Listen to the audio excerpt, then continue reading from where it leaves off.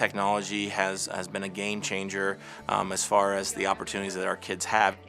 A device can be an expensive worksheet if you use it a certain way, but it also can help transform teaching and learning if it's used the right way. School has looked the same for a long, long time. Now we know that that can be different. And when you walk into any classroom in this school, you wonder who is the leader, because the kids are leading their own instruction. They're given the tools to do so.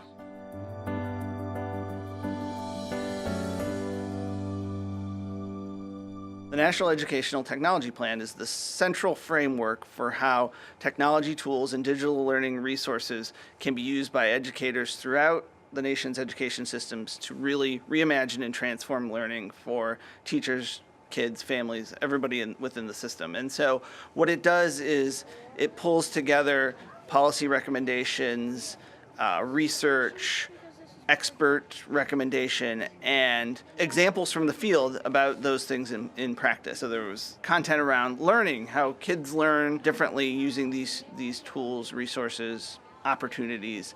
Talks about teaching, of course, and how the teaching profession is different now than it was 10, 20, 30 years ago. Content around leadership and how district, school, state leadership really plays a role in setting the agenda, building consensus. Talks about assessment as well, and really with a strong focus on data and how technology enables educators to have access to more and more data faster and faster in real time, and what to do about that. Talks about infrastructure, which is big, plays big into this in terms of both devices, software, hardware, and broadband access, which is wildly important now that we're trying to see any place, anytime connected learning occur in our schools. So I think technology has changed student learning by putting the ability to create learning into the hands of students. So they are now really empowered to take an idea and push it further, maybe even beyond what the teacher thought about when he or she planned the lesson. And I've seen teachers really integrate traditional technologies and new technologies in creative ways.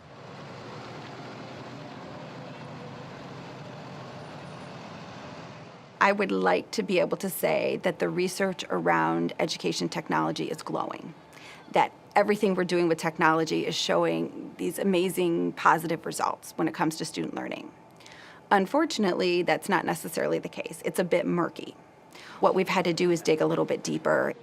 What we found is that those gains are often coming not necessarily from a ubiquitous use of technology, but rather a very purposeful and careful use of technology. And getting even deeper into it, we're seeing that the instructional practices of the teacher make the largest difference. The Ed Tech plan says that students really need to know how to use technology to solve real-life problems. We're beginning to see that shift where we're actually using technology as a tool to transform learning, more to help students become creative thinkers, critical problem solvers, collaborators, and working differently with technology rather than just using technology to do what we've always done. Kids are doing so much more advanced things now than I ever imagined could even be possible as a high school student. Our kids think, they interact with each other, they build team skills, they create products out of information they find, and all of that really goes back to happening because they have an easy access or avenue to do that, and technology plays a large role in that. Yeah, once you have the tab. So today in my classroom, you would have seen students who are starting a personalized writing unit. What I do is I go on to Google Sites, and it allows me to create content that can be differentiated for everybody in my classroom. It doesn't matter what level you're at. So if you're at a basic level, you can still work independently with me circulating. And then as I'm circulating, I'm noticing these kids are lacking in this area, or these kids are really strong in this area. So I have a couple opportunities to either partner kids who are strong with kids who need some support, or I can pull 3 or 4 kids into a group, focus on that skill. The next day, I can pull a different small group and focus on a new skill. So it just allows me to personalize and differentiate much more readily.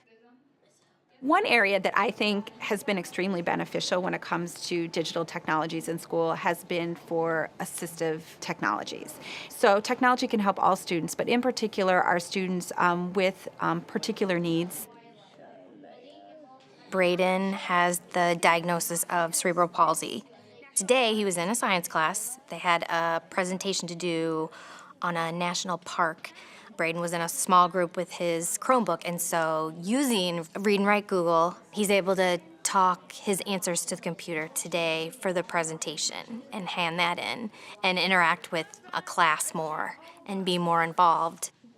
I think for so long for him in school, people have just assumed that the physical work that he's doing is his ability. You know, and now he can use these tools and show all this stuff and have independence. I think that's the biggest thing. I think our staff is making the transition from being something where students are receiving knowledge and the teacher is a font of wisdom. The teacher can really become really an aid in helping that student reach a potential.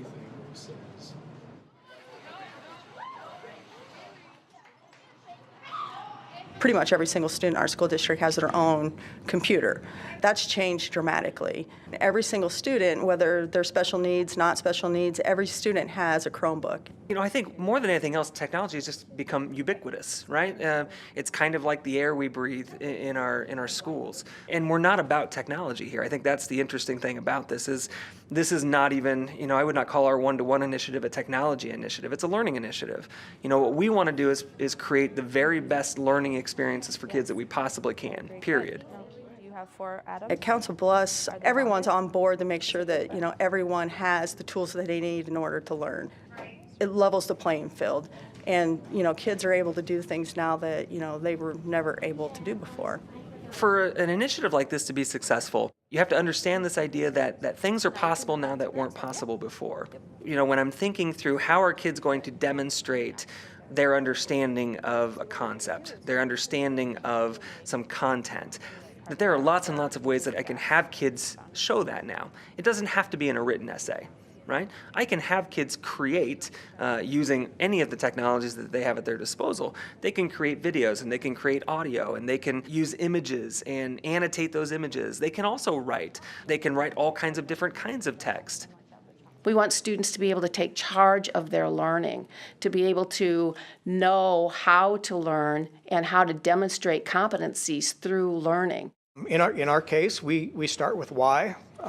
We have created some very clearly defined why statements around why we do all of this, why we're making the investment of time and energy and significant money into this technology-rich environment. I can try to use different words when I'm leaving. Let's watch. In terms of Milo, he has a very specific purpose, and that purpose is to assist special education students on the autism spectrum with appropriate communication and recognizing nonverbal skills. For some students, having a relationship with that device is easier than having a relationship with a human being. Great job. And for this very special group of students, they're learning social skills that they will use with other human beings from a device from this robot. I find it to be amazing. Mix it up, you know.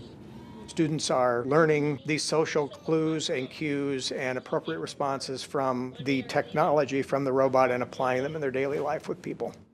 For most students that work with Milo, it's so intuitive for them. When Milo asks for their attention, eyes on Milo, students engage. And then when they engage, their attention is there. The cadence of the speech is slower, allowing more time to process. That keeps anxiety lower.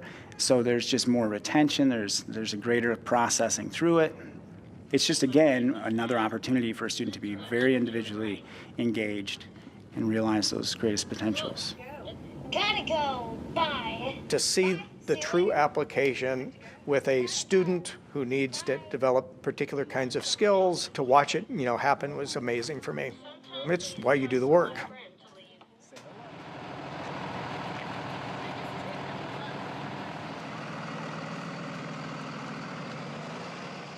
And McLean could have someone on her other side.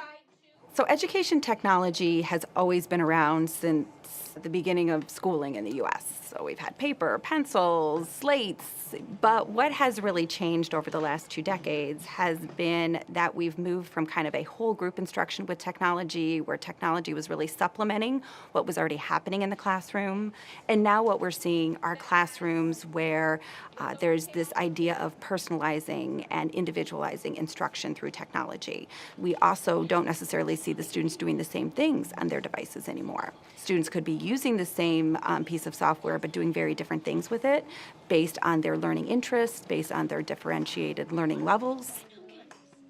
So we don't have to teach to the whole and wait for everybody to get to a certain place before we move to the next place in the continuum of learning. And this enables us to meet kids' needs in ways that are where they're at. So when they're ready to move, they're able to move. Even though the other 3 kindergarten teachers are considerably younger than I am actually the one who uses technology the most and is always looking for new ways to use technology in the classroom. And so they love it when I share ideas of things. Oh, I found this, we can do this together in the class. I don't start with technology, and I don't start that technology is what I want to use, so what am I going to teach? What I do is figure out what is it I want to teach, and is there a way that technology can make that a better experience? So we have our one main classroom, which is called our 21st century classroom. When you first walk in, you're going to notice whiteboard walls. We call those the idea walls that you can actually write on just like a whiteboard. Our tables are movable for different configurations, but they also are whiteboard material on the tables. The other thing in the classroom we found is that we're able to differentiate instruction, meaning that maybe a group that needs more time on a concept, they work at one table, but there may be another group that needs to accelerate, and so the teacher has the ability to display different things depending on what the students need. So each one is a math problem.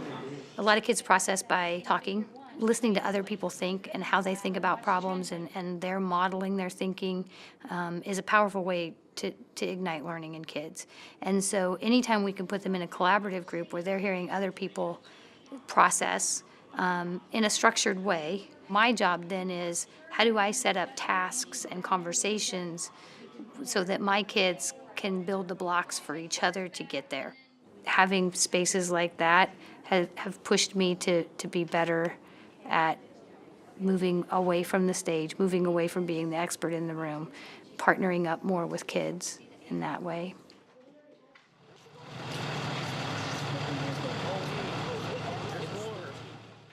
What we have found is if you wait to give teachers directions, it slows the whole process down.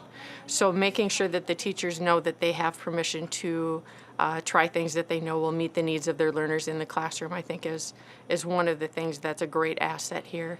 I have found that if you plant the initiative or plant the goals, then the teachers find ways to accomplish that. They are the best teachers of each other for things that work well for students. You know, it used to be that as a teacher you'd walk into the classroom and you had a textbook that you taught from, and you taught the lesson and you tested the kids at the end, and the learning was very stagnant. What we do now is we have the Common Core for a basis for what needs to be taught. But the teachers do a lot of pre-assessing. The teachers use a lot of technology to, number one, engage the kids, number two, get feedback constantly from the kids on their learning, and then number three, instead of taking a test at the end of the unit, let's create a project that shows me what you know. Does that make sense? It's a rather intimidating process, I think, for people to learn along with students. So I think we're pretty candid. I'm learning with you. Oh, I made an error, so don't do that. But we usually try and fuse it into our lessons. Modeling all the way. Model. Yeah, to make it seem very natural for us. So this is how you use it. This is the mistake that you can make with it. And then the we all go and do it together. And then, of course, the you go and do it on your own. And I think that's important that they see us make those mistakes, because sometimes with tech, it can seem not super user-friendly with, certain systems. And so it's like, well, we just saw Miss Berry mess up, and she figured it out eventually. And so that struggle is good sometimes. So being able to push beyond the struggle with using those tools is important. So the National Education Technology Plan has a new focus for teachers, which is really wanting and recognizing that for teachers to use technology effectively, they need a lot of professional development. Many of our teachers did not grow up using technologies. They did not grow up seeing teachers using technologies effectively. Some of them were not even trained when they went through their teacher preparation programs because it was long enough ago that they didn't have those opportunities. We constantly talk about differentiated learning and how you can't teach to the whole anymore. It's just, it's not fair to students. You have to meet students where they are.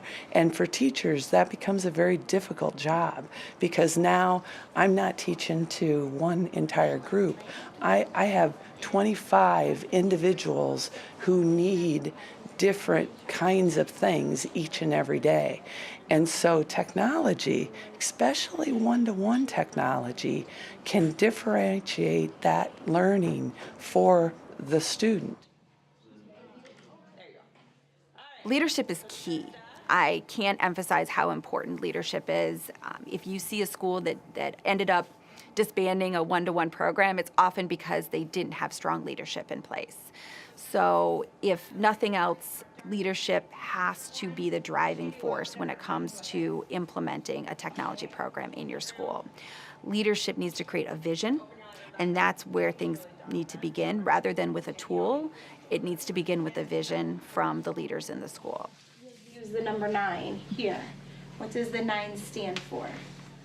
Really started at the school board level and their support and saying that the status quo isn't good enough for our kids, that we want to provide every opportunity we can for them to learn and grow. I've heard it said before that your zip code shouldn't determine what you're able to learn. There's big city opportunities here in rural Iowa. Technology helps make that happen. Rural poverty in Iowa is a real thing. Some of these pieces of technology students may not have accessibility to through their own home. 6 years ago, the administration said we're going to hit technology hard, and that was scary. The teacher's ability to be very flexible and to learn on their feet as they go, I think that's invaluable to the culture that we've grown here. It's really not a top-down driven system. Anything that's mandated kind of has that negative twist on it. The teachers know that they're free to try things. They're empowered to do what they know is best for their learners. Fabulous. Seth, do you agree with him? Our administration is very supportive. They come in, they want to see what we're doing, but they give us wings and they let us fly. If we have suggestions, they always want to hear them, and they will find a way to make it happen. I think what the teachers have felt is they have permission to fail forward. Anything that they want to try in the classroom, you know, a lot of times they'll run it by me, but not always. They do what they know is good teaching practice. It can't be top down. You have to invite the educators into a conversation. They have to be a part of this decision making. Try to, I guess, model everything we want from our teachers. It needs to come from us as an admin team. Really, that's not my personality to be on social media, and that's something that I got to step out of my comfort zone with. We got a school Twitter account. If I'm asking our staff to reach out and connect with other people on Twitter, become part of the Iowa Ed chats, that I'll put myself out there and become part of that conversation, which has helped grow some nice professional connections. And those connections were harder before technology. It wouldn't work if we just said do this, do this, do this, and didn't do it, because they need to see us failing forward also with it. We need to rethink how teachers approach their jobs. We have to almost give them opportunity to fail and to be risk takers. You know, they need to be able to try new things. If it doesn't work, okay, what did I learn? And as a result, how can I do it differently the next time, with or without technology, that will make it a better situation for our students? Part of preparing educators to take advantage of everything great that technology provides is preparing them to do it and giving them the time to try things out, creating an environment where they can take risks, where it's safe to fail. It's okay to experiment, because that'll help teachers feel better about teaching with tools and methods and processes that maybe they haven't been teaching that way for their entire career. It's brand new. Well, they feel safe. They can take that risk.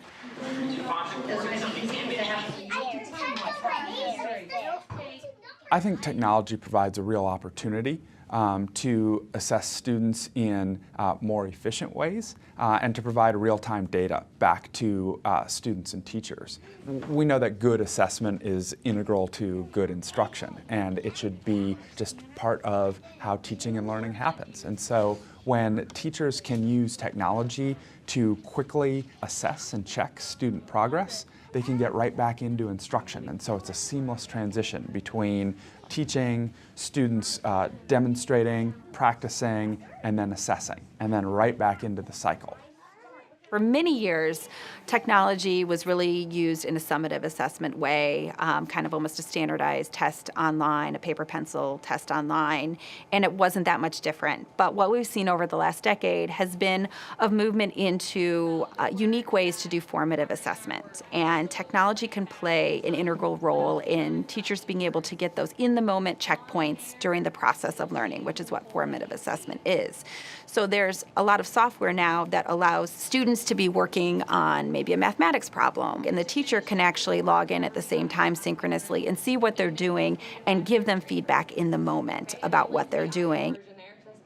The biggest thing has been feedback. Technology has made that so much easier for me, but for the kids, they can be so much more responsive. You know, I can give feedback, they get an email or a comment right away, and they're eager to check, and then they're eager to fix. And so that process for feedback especially, I feel, has been really streamlined. So you can see who's really getting it, and you can see who's maybe struggling with how to get started. Mm-hmm.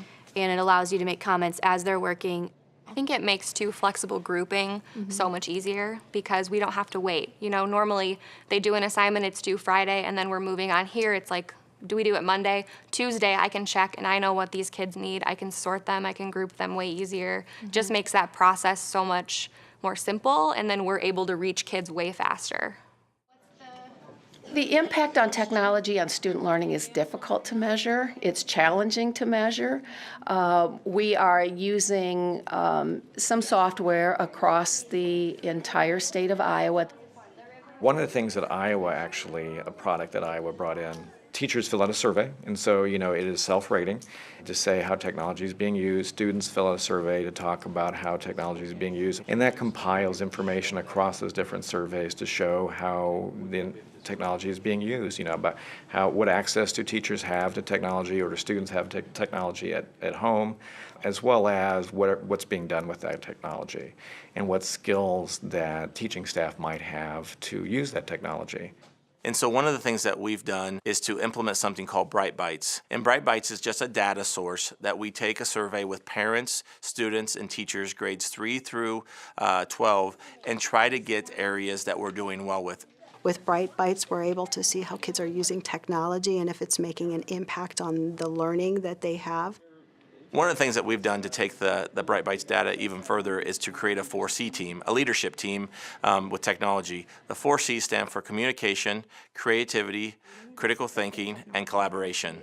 We look at that data and then we try to help teachers within the 4C areas get that to their students. And then every year we measure our data, did we improve in those areas? With the other teachers.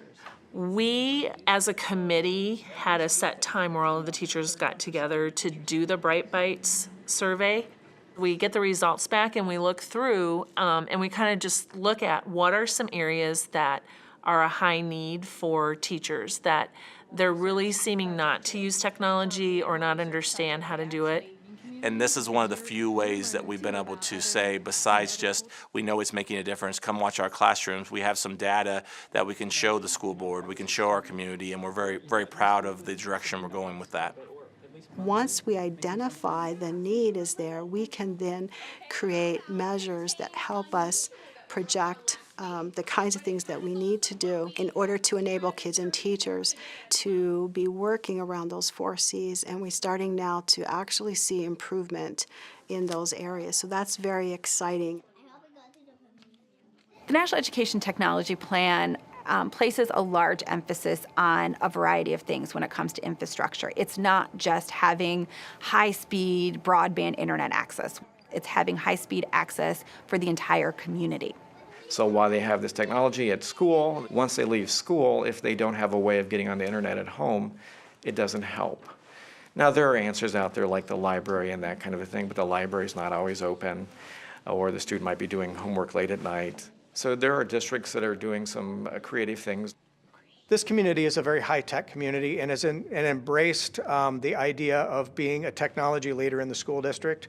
I hear people talking about our schools and our technology focus, in the community and the pride factor. We've also recently begun an initiative. We're a little over a year into a community-wide Wi-Fi project to allow our community to have lots and lots of free public Wi-Fi to benefit students, but also to benefit anybody in the community who needs Wi-Fi. We've started in neighborhoods of poverty first on purpose, and we're moving across the city installing as much free public Wi-Fi as possible. And it's a cooperative team effort between the school district and the city of Council Bluffs and lots of other organizations who've helped. So it's really a community that's embraced the idea of being a tech leader, because the people here are proud of what we've done in schools and in the city and in the community in general. In addition to kind of this high-speed connectivity, we also want to make sure that we have all of the devices in place and that we can sustain them, because there's a lot of devices that are coming into the schools. It's not just what the schools are buying or purchasing, it's also students are bringing in their own devices. Teachers have their own devices. So you want to make sure that the infrastructure physically can just support that. Another piece of it is just kind of creative long-term budgeting and making sure that you can afford to sustain the vision that you have. A large piece is digital citizenship, making sure that students understand digital etiquette, making sure that devices that are used in the schools are safe and secure, and students understand what that is, that you're in line with federal laws. So infrastructure stretches out to mean a lot of different pieces coming together to make these devices successful in the classrooms. We're a one-to-one school district, so all kids here in our district, K-12, are issued a one-to-one device. iPads at the K-5, 6th through 12th grade have the MacBook Airs. That provides a piece of equity that all students are on a level playing field. I think one of the big things that we did this year is we did a technology refresh, so we all got new devices. It had been 3 years since the other devices were in place, and it was time to upgrade. I think that is a big piece in making sure that we're planning financially for that to occur. And then, the training piece for teachers, because even though the device is the same device, there are more capabilities with the newer versions, and making sure that the teachers are aware of those and always giving them time to explore. It's hard. Technology is expensive, and making sure that we had the funds in place to support that was one of the key pieces that we had to have in place before we proceeded. Every school district struggles with how do I fund it and where's that money going to come from and what else do I have to cut to make this happen. I think one of the main things that we've done here at Howard Wynn is we are not big on textbook adoption. We do not go out and purchase a lot of curriculum. There's so much stuff on the internet that's free or at very little charge that the teachers have really gone out and pursued those things that meet Iowa core and that they can adapt to use as teaching resources in their classroom. So that's a lot of funds that we have saved just by utilizing the devices that we have. We got an appropriate use policy that we need to communicate, have people check off on, hold them accountable to that. That's a piece of it. We have very few things blocked here at the school. We try to take those approaches at an individual basis with different students that way. Oftentimes I wonder, should we put the clamps on things a little more? But the reality is when they leave here for college or career, that things are wide open. And some kids need a little more coaching in that than others, but that's what we're here for too, is to teach those soft skills to help them be employable and be productive after they leave here. It really is a system, and there's a lot of moving pieces to it. And there's a lot of things that need to be going right to make it all work. Which one is going to do? How do you know that, Connor? Because I was around. Technology doesn't replace great teaching. Technology supports great teachers, helps with engagement of students. There's not a magic app. There's not a magic machine. There's not one thing that's going to be a cure-all. Because we're preparing kids for jobs that aren't invented yet. Our kids across America in public schools are doing things that we never dreamed could happen 15 or 20 years ago. But what is very helpful, and the research has shown this, is the instructional moves the teacher's making. They have an independence that they never had before. To be able to see that integration of just excellent teaching, of those teacher and student interactions, plus the layering in of technology, and then students being able to create, has been really exciting. And then I would also... You know, I would not call our one-to-one initiative a technology initiative. It's a learning initiative. It's about the learning experiences that we can create for all the kids in our district.